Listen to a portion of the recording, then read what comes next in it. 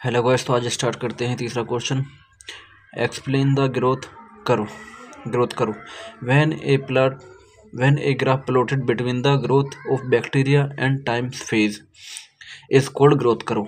Growth क्या हो गया? जब हम कोई ग्राफ प्लॉट करते हैं बैक्टीरियल ग्रोथ और टाइम के बीच में, तो उसको ग्रोथ करो कहते हैं। The various stages of bacteria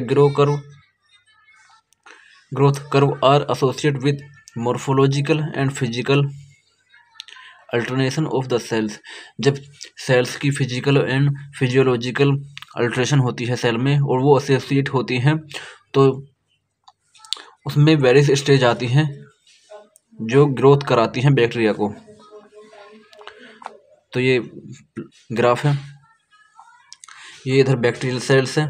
इसमें 4 फेज होते हैं। पहला है यहाँ ये lag phase, second log phase, third stationary phase, fourth है डेथ और डिक्लाइन फेज। देखो क्या होता है यहाँ, जब हम no increasing in number of living bacterial sales.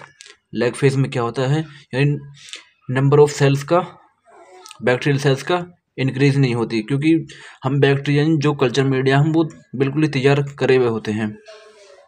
तो देखो क्या है, द कर्व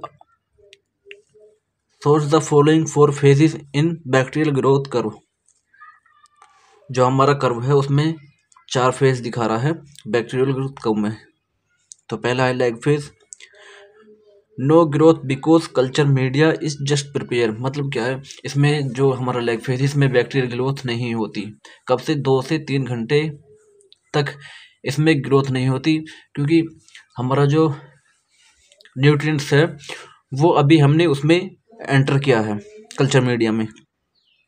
सेकेंड है log phase, maximum growth phase. ये क्या है? मैक्सिमम ग्रोथ फेज है because the germination of bacteria, क्योंकि इसमें बैक्टीरिया की ग्रोथ होने लगती है, तो इसलिए इसे ग्रोथ फेज कहा गया है। They reproduce at exponential rate, और ये ज़्यादा से ज़्यादा रेट से अपना पे को प्रोड्यूस करते हैं। देखो क्या है, level of nutrients more than the number of bacteria. जो हमारा लेवल ऑफ यानी न्यूट्रिएंट्स का लेवल है वो मोर है नंबर ऑफ बैक्टीरिया से, तो इसलिए इसमें ज़्यादा ग्रोथ होती है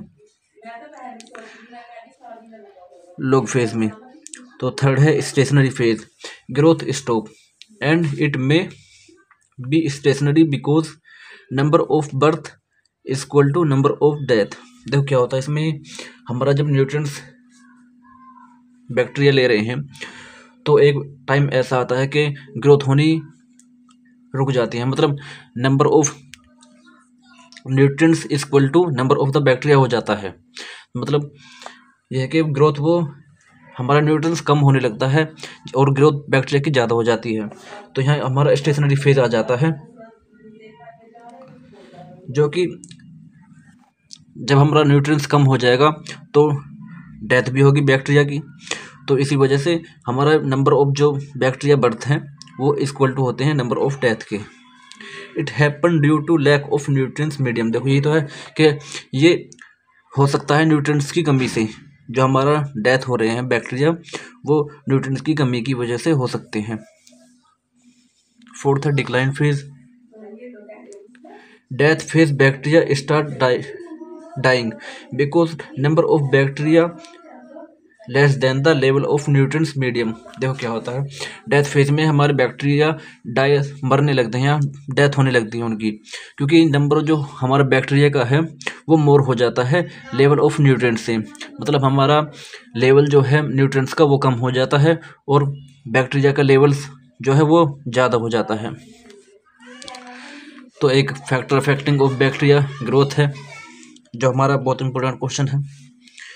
तो bacteria growth is influenced by various factors includes. देखो हमारा जो बैक्टीरिया ग्रोथ है वो बहुत सारे फैक्टरों को इन्फ्लुएंस कर सकती है, जैसे nutrients availability, temperature, pH, oxygen, water availability, environment condition, competition, antimicrobial agent, genetic factor and host factors.